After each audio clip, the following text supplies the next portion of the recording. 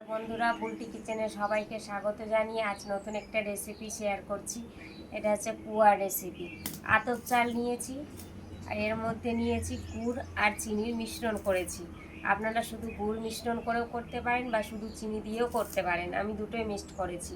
এবার অল্প অল্প করে মাখিয়ে নেব।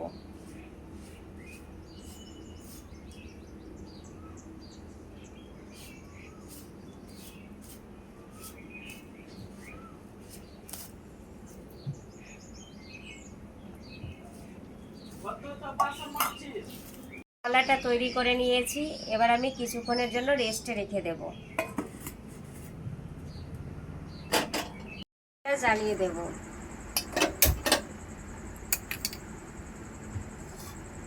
কড়াইটা গরম হয়ে গেছে, সরিষার তেল ঢেলে দেব।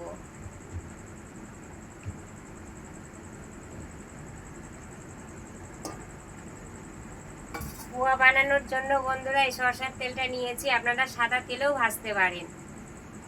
আমি যে ব্যাটারটা বানিয়ে রেখেছিলাম সেটা ঢাকা খুলে দেব। দেখেন বন্ধুরা, কত সুন্দর ব্যাটার হয়েছে। যত ফেটাবেন অত ফুলবে। যদি ভালোভাবে ব্যাটারটা না মাখানো হয়, না ফেটা হয়, তাহলে পোয়াগুলো একদমই ফুলবে না। দেখেন ব্যাটারটা একদমই মুচমুচে হয়েছে। এইরকম ব্যাটার যাতে হয় বন্ধুরা। বেশি পাতলাও করবেন না, বেশি মোটাও না, এইরকম ভাবে ব্যাটারটা করবেন। তেল গরম হওয়া পর্যন্ত আমি অপেক্ষা করব। কড়াই তেল আমার গরম হয়ে গেছে। এবার একে একে করে পোয়াগুলো ভেজে নেব।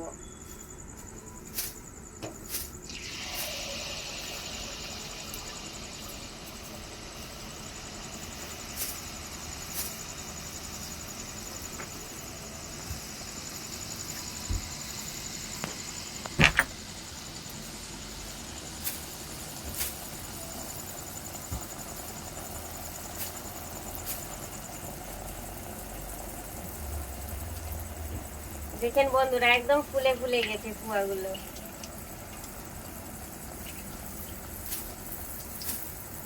কত সুন্দর হয়েছে বন্ধুরা।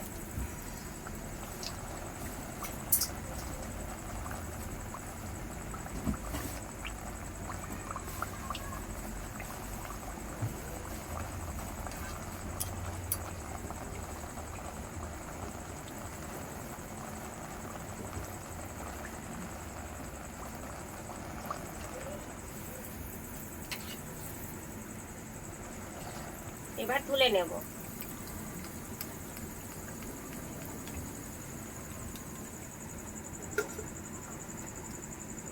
আরেকটা ভিডিও দেখাচ্ছি বন্ধুরা।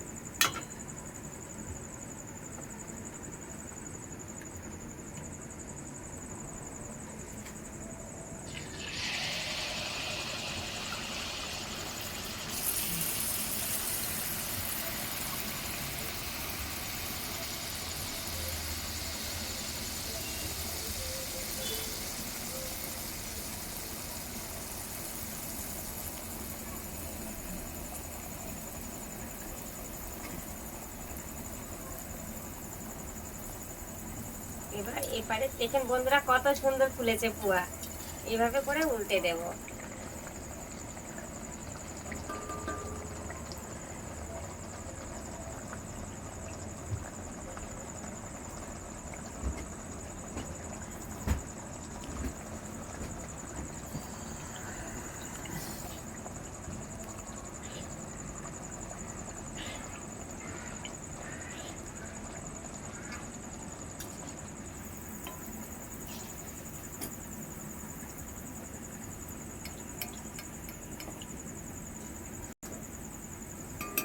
এইভাবে করে বন্ধুরা আমি প্রত্যেকটা পোয়া ভেজে নেব।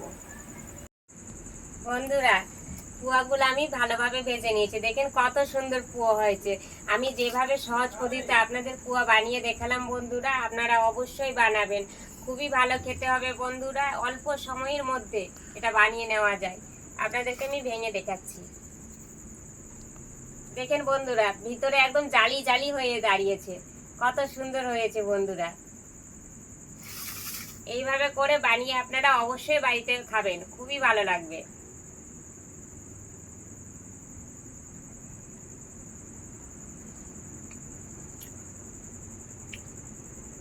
খুবই ভালো হয়েছে বন্ধুরা। খুব সুন্দর ভালো লাগছে খেতে। আমি যেভাবে বানিয়েছি অবশ্যই বানিয়ে খাবেন আর কমেন্টে জানাবেন যে আমার রেসিপিটা কেমন লাগলো আপনাদের। আর বেশি বেশি করে শেয়ার করে দিবেন যাতে সকলের কাছে আবার ভিডিওটা পৌঁছে যায়।